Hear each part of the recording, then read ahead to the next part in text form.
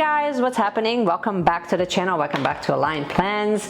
So today, as you can tell by the title, we are going to be going into June monthly favorites and some of the flops that actually happened. And if you kind of wanted to see what worked really well and what really didn't, then just stay tuned and why don't we just begin.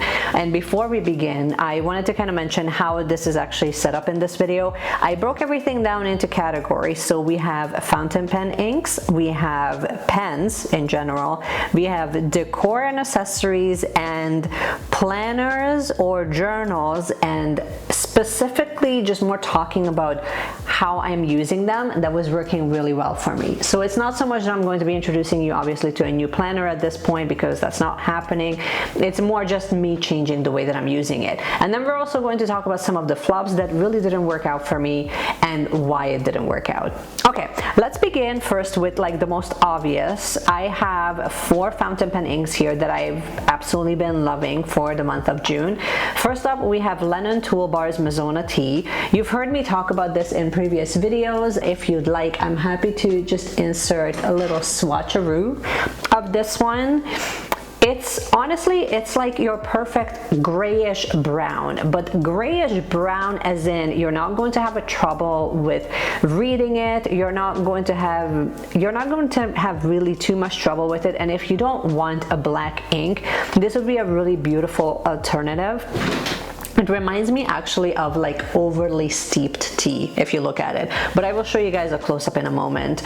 So I've been absolutely thoroughly enjoying it. It runs through my pen just like it would if it was black, but it's just not as concentrated, so you can still see the seeping of the brown kind of coming through.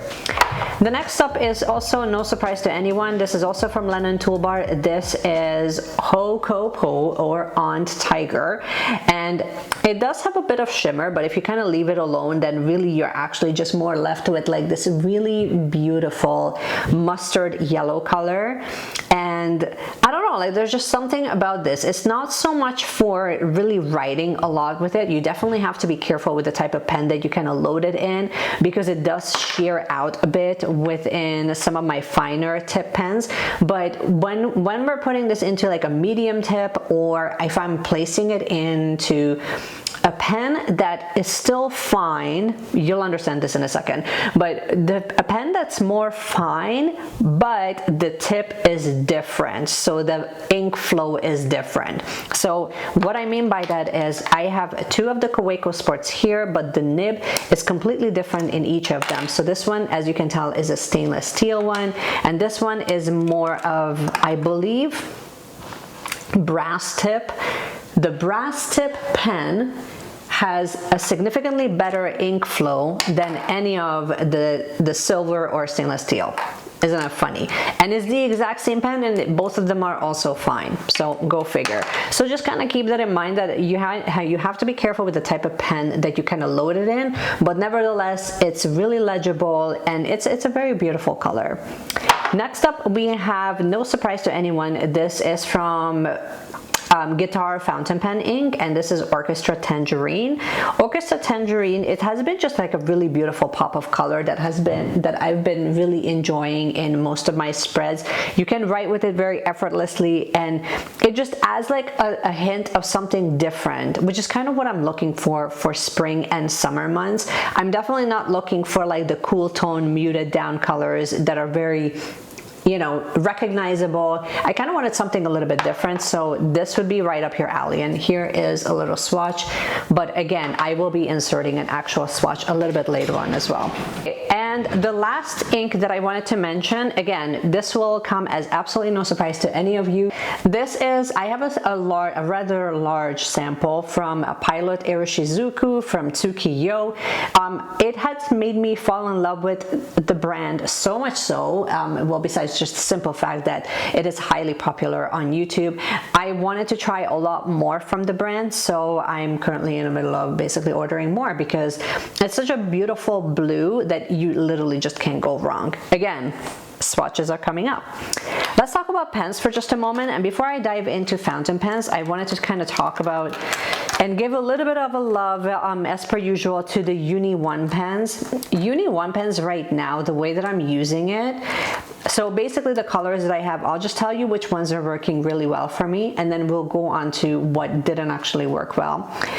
We have peach canali Iro, I don't know what that is. So it's basically, it's a peach color. We have like this really beautiful bright blue. I believe this is called avocado. It's this muted green. Then we have more of a cool toned green. So this one is, I mean, we're not even gonna go there, but it really is just more of a muted green. Then we have this really beautiful rustic red. Then we have, I believe this is Memophilia blue. So this one is more of a lighter, like soft grayish blue. And then finally, I believe this is called Cappuccino. And this is also a muted brown.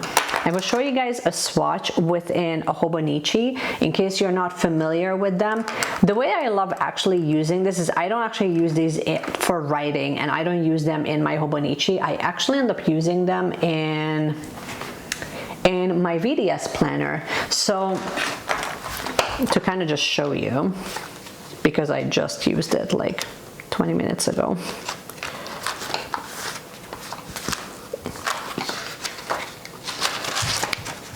So here is a spread where I can basically just color coordinate everything, and then you just see like little pops of color. Here we go. Here is a much better camera angle. Hopefully you can see it a little bit better. So I really love how there's just like a little pop of color with each of them, and I can actually just use it on my minimalist planner. If I wanted to write with that color, I totally could, but I usually just use my black pens to write. But when I wanted to highlight something, or like it pops well enough that you can kind of like, it kind of catches your eye, which is what I love about it. Now moving on, staying within the same spread, I wanted to talk about also, this is the Energel, I believe in 0.5 thickness. It's just a general gel pen. I feel like this is a limited edition because this one is a collab with like the cinnamon roll collab, I believe. I picked this up back in the day from Jet Pens when they had it available. Super simple. I mean, Energel has been around for a while. As you can tell, we have a needle tip going on. Hopefully it is focusing. Here we go. And honestly, this is literally it. So you can kind of see it in action in my latest spread, because this is what I was using when I was setting up this weekly layout. That's kind of why I like it. I like it for just very simple, like really rich colors. I believe I also used it just recently in my... Did I use it in my Hobonichi weeks? I don't believe I did. I mainly usually just use it on just like pure white paper. But sometimes, like when I want my spread to be almost foolproof, then I really love using really rich, almost like gel pens that are kind of available. Moving on to fountain pens, the 3 fountain pens that I have been really enjoying this month. This one is from Ferris Wheel Press, and there's still something about this pen that just writes so beautifully. Right now, I don't even know what we have loaded up in here. I think we actually have on Tiger. I mean, right now it's actually empty, so we need to reload it. But before that, we had on Tiger that was loaded in here, and it's just the flow and the color, the combination together, just like it's perfection. Here in my white Kaweco Sport, as I mentioned earlier, the nib is different, which means that the flow of the ink will also be different. Currently, we have, I believe it's actually Mizona tea that is loaded up in here, and for that, it just makes it kind of a really amazing everyday color. I generally reach for this pen. I was basically reaching for this pen almost every single day. And last but not least, this guy has the the Pilot Iroshizuku Tsukiyo loaded in here, and because it shears it out, it's not that really intense blue that comes through, but more like a sheared out, really beautiful lighter version of that same color. So it's kind of interesting when you, depending on which pen your ink ends up in, that will sort of determine how much of that color you're gonna see it shear out, which I mean, most of you that have fountain pens already kind of know this. If you're new to fountain pens, here's some tidbit of information you might not have known. Moving on to just minimalist, let's move on to actually decor.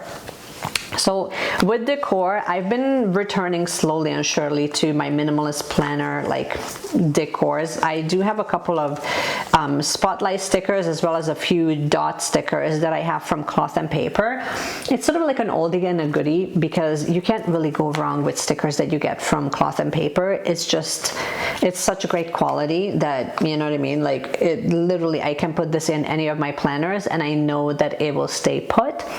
Speaking of dot, I mean, this will come as absolutely no surprise. If you can get your hands on both these dot rolls, I personally picked this up from Paper Plus Cloth, and I've been actually scouring the internet to see where else I could find this particular brand of just clear backed dot stickers. I will place the name right on the screen so you can check it out. Get your hands on these because that same company makes like these larger dots as well, and there's so many different color themes, and it allows you, so this one is a different vibe than what you would get from the Cloth and Paper, obviously, and it's used for different intentions. So these are great if you're doing commonplace journaling, planning, that sort of thing. I use it to highlight pretty much almost every single day. And if you can get your hands on that, then your next best thing would be to go on Amazon and buy these full rolls of just multiple colors of dot stickers that will kind of allow you to, again, continue to be creative without really having to spend too much money. So I love these as well because I end up using them to coordinate with whatever the colors I'm picking, especially in my Hobonichi weeks, and they are actually really great to highlight certain days. So this is this week's spread, and as you can tell, to highlight certain days, it's fantastic. Now, as far as like smaller clear stickers and decor stickers are concerned, I have been having so much fun with, this is from Johan Studio. You already heard me talk time and time again about Johan Studio. I do have some of these little clear icons that I picked up from them, along with washi tape. And even with the washi, I can kind of chop it up and then use that as an accent on the page, which I really love. So it's not necessarily being used as a washi tape, but more like a PET tape, which is really cool. And then we also have this other PET tape that I picked up because they had it available, and I just honestly didn't want to miss out. And it's just so fun. I mean, do I use it all the time? No, but when I do, I'm having fun using it. So I think that should count for something, right? Speaking of PET tapes, in the month of June, I actually picked up, this is from Emma Journals. Look how pretty this is. It's so subtle. I've actually used this PET tape to create my June cover page in my Hobonichi Cousin. I will show you a close-up of this in a moment. It just like, I feel like right now, like Emma Journals has some of the things in there that it just kind of works, you know what I mean? Like just the colors and like the minimalist journaling supplies and just the way that everything is put together is just, it works. Let me see if I can find, here we go. So here is the cover page that I mentioned. See what I mean? Like it's just like this whole page to me just brings me so much happiness and joy. So, and this is actually a really big part of it. Now, the other thing that I've also picked up from that same place is actually, I believe this is also came from Emma Journals. This is like a sticker sheet, not really a sticker sheet, it's like a sticker roll, and then you kind of chop it up to however you want. But like, look how cute this is. This I've been actually using obsessively in my book journal, which is my Hobonichi Techo A6 size journal.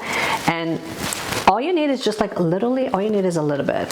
So I could have, so this is a good example of that. So here, literally, like, just add a couple pieces, but it just kind of pulls the entire spread together, especially when we're looking at both sides. And I've used this numerous times where it just kind of works. Small little icons are still very much working for me from Hubman and Chub Girl. These are by far my favorites. They're small enough that they work really well in my Hobonichi weeks, or I can also use them, just kind of like sprinkle it all over my A5 or A6 Techo if I really want to. So it's just like a perfect little complement, which is really great. I also wanted to mention, we will move on to journals and whatnot in a second. More accessories and things like that have been working really well. You've probably, if you have watched, oh my gosh, what is her name? Megan Rhiannon, you probably are already familiar with this, but these are the Foglietto memo cards. It's a deck of 120. These are A7 size, and I have them in, it's like the green and the stone and the gray and like this, I don't know what color you would call this. It's like a beige. So there you go. So these are the 4 colors that it comes with. And in case this looks the same as this, it really doesn't. Like, it's like a totally different color. And I wanted to have something like this. Now, you might be like, okay, cool, that's great. How do we use it? Fantastic, I'm so glad you asked. The way that I'm using this, because I'm not really using it for anything else, I'm using this every single time I start reading a new book. And I remember Wonder Pens, if I find that posting that they've done where they kind of, and I think that's kind of what actually sold me on it. It wasn't Megan Rhiannon, it was actually Wonder Pens that kind of showed me a new way of kind of managing books that I'm reading. So every single time that I start reading a brand new book, I grab a card, I write, well, I'll just show you. I write the name of the book at the top. I write how many pages there are and when I started reading it. Now keep in mind, I do keep track of all of that information on Goodreads, so technically I could go back and write down when I started reading and when I finished it. And then any information about the book, any information that kind of stood out, any quotes, things like that, or if I abandoned the book, why I abandoned it. So as of right now, I have King of Wrath. I have 1, 2, 3, 4, 5, 6. I only have 7, but really, like, I've read more than 7 books, so I obviously need to update this a little bit better so that certain quotes and things like that get kind of captured, because it's so fun when you go back to see how many books you've read and what were like your favorite quotes and things like that. So for that reason, these are excellent, and they don't really cost too much, but it's just more like figuring out how to use them effectively so that they actually work for you. And then I add like little decor on there here and there, but it's not really about the decor. It's more about the functionality of using the cards. So if you're looking for a way to really up your game on managing, hang on.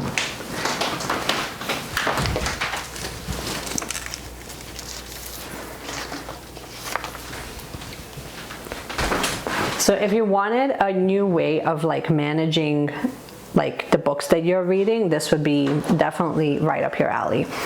And speaking of that, I also been using like these little page flags that I have from Cloth and Paper. If you have these and you haven't really been using it for anything, I would also highly recommend just kind of marking up your books so that you kind of know what are the areas that actually made sense to you, what are the areas that, you know, it has like the best quote or whatever, or something that kind of hit home.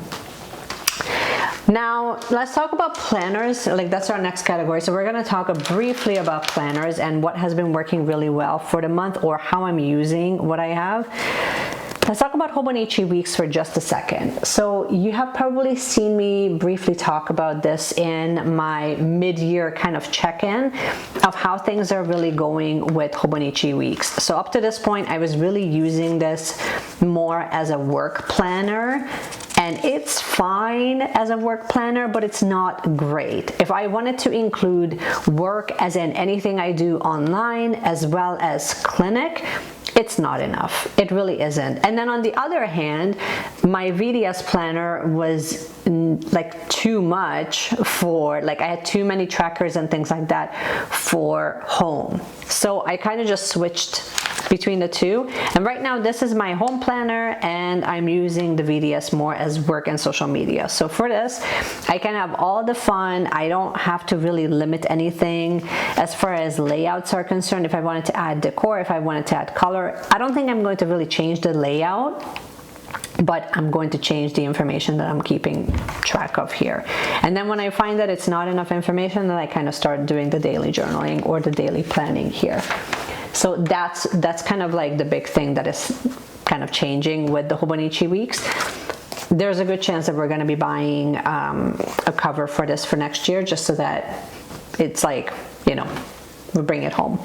And then for my A6 size little planner, my monthlies, I started, so I couldn't, for the life of me, I couldn't decide how I really wanted to utilize the monthlies. Again, I tried to use this as a social media planner and it was just a hot mess. And then I tried that for both March and April and it was just not working. So now we just moved on to a sticker a day, which seems to be working out really great. And it looks super cute. So I have that for May and for June. And here we are for July. And yes, I have cheated because I wanted to use these up a little bit. And it's allowing me to actually use up all the things that I have, which is really great. And here we are now. Let's get caught up. And I didn't really change anything else because I told you guys that I'm using this more as a daily journal for books and insights. So that's kind of where we're at. I do need to go back for the weekend and actually get it updated, but that's another story. But for that, like it's great. Like there's nothing really more to be said about this. Now, the category that you have all been waiting for, probably nobody's waiting for this. I should mention, this is a little disclaimer. All the things that I'm mentioning within the flops, they're not bad products, but they're not working the way that I was using them, okay? And I will explain why they were flops so that it kind of makes sense. So let's begin first with fountain pen inks. So I have the Shikiori. This is a Sailor ink. And I was so excited to like go into this beautiful, beautiful purple. Hopefully the camera picks it up, but if it doesn't, I will show you an actual swatch of this color. When you swatch this, it almost looks black. But then when you shear it out, I believe that my issue with this ink was that I put it into a pen and it looked so sheared out that I was not getting this really dark, beautiful purple. So that's sort of where I was kind of getting really frustrated with this, and then I just switched it out from my pen almost immediately. That was like our only flop as far as inks are concerned. Now let's talk about pens. Pens are a totally different story. I wanted to mention the Uni 1 pen. This is in beige rose. When I look at this and I try to make this work, I don't know if it's just the angle that I'm holding this pen, but for the life of me, I find it to be so scratchy. I'm finding it difficult to write with. Like it's not, you know what I mean? Like, the ink has a hard time. Like, this is a good example. Here you go. Me even just like drawing, like it takes a little bit to kind of get the ink going. When you write like anything, it's so faint that it just feels like the pen is struggling to actually just write basics. You know what I mean? So I'm really ready to let this go, because otherwise it just kind of gives me like that false hope that it's gonna work for me, and it really doesn't.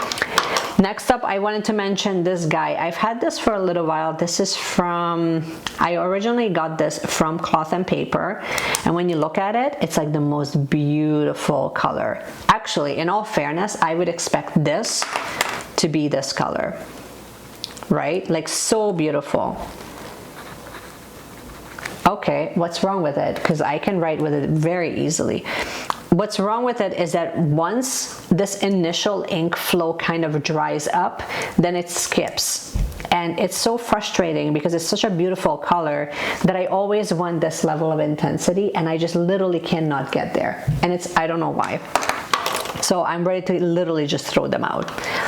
Next up, let's talk about Lamy. This one has, I think, the tangerine color, or I forget what I put in here. Maybe it's the tangerine color. Yeah. The ink is fine. The pen is fine. There's nothing really wrong with it. My only flop is that I have to be conscious of this left-handed nib, because it says LH. That's for left-handers. This left-handed nib writes more like a medium nib, and because of that, I have to be really conscious of adding like almost like an idiot-proof color in here. I can't put like one of these really funky colors because I'm going to have a really hard time writing really small. Like, it's so broad.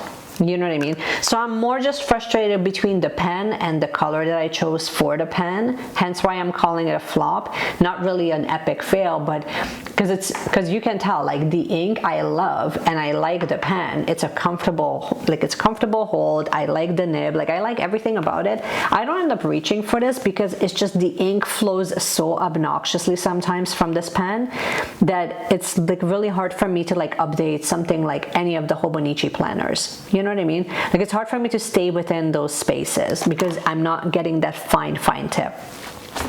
I believe actually with both of these, we're having similar problems, and it's actually similar ink. I think that this is the exact same color.